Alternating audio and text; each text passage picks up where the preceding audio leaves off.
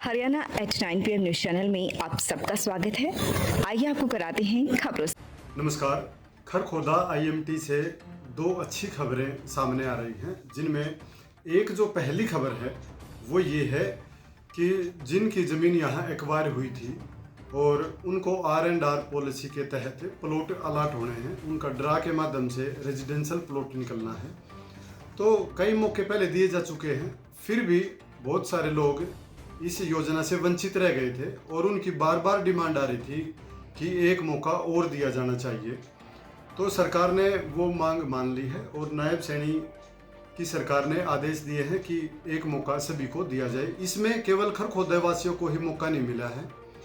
जितनी भी ज़मीन एक्वायर हुई हैं जो उद्योग पॉलिसी के तहत, वो चाहे 2005 की है, चाहे 2007 की है या चाहे 2010 की है, हरियाणा के किसी भी हिस्से की है, लेकिन इन पॉलिसी के तहत है। इसके अलावा एक केस भी इसमें हुआ था।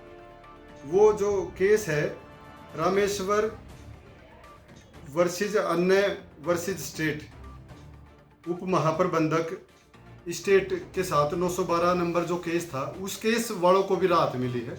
यानी कि वो केस वाले और जो 2007 वाले, 2010 वाले, जिन जिन की ज़मीनें उद्योग पॉलिसी के तहत एक्वायर हुई थी, वो अब R&R पॉलिसी के तहत अपना फार्म भर सकते हैं। जैसे ही वो फार्म भरेंगे, इससे पहले भी फार्म भरे जा चुके हैं, जो भी एलिजिबल होंगे उनके फार्म छटनी करके उनका ड्रा निकाला जाएगा। जिनका ड्रा निकलेगा उस हिसाब से उनको प्लॉट मिलेंगे।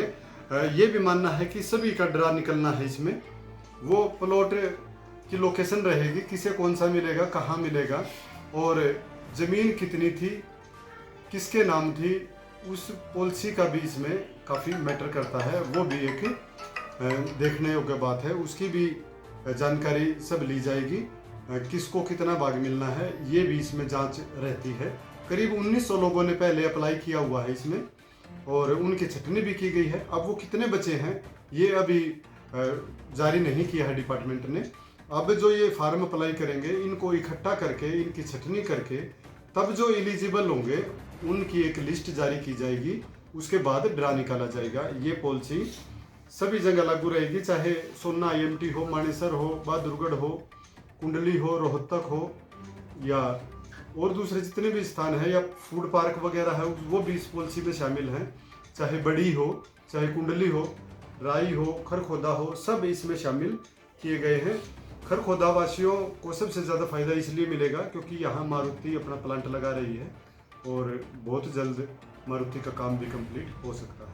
ये तो थी पहली खुशखबरी जो IMT से निकल के सामने आई थी।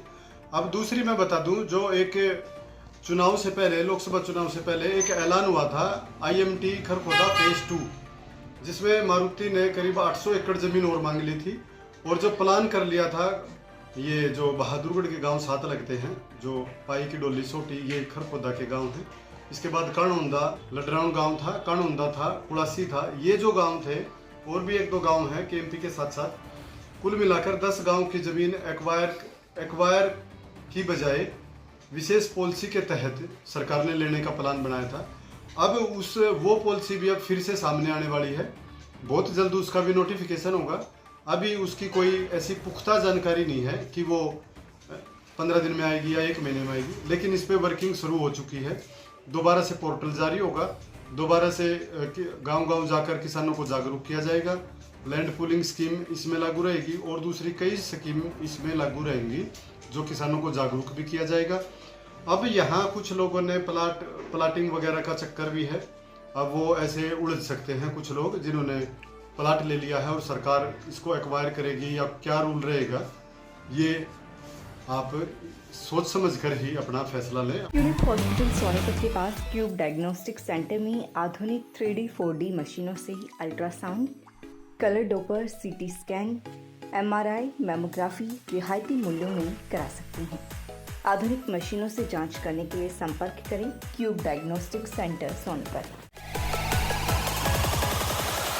लगातार खबरों से बनी रहने के लिए चैनल को लाइक, सब्सक्राइब और शेयर जरूर करें। धन्यवाद।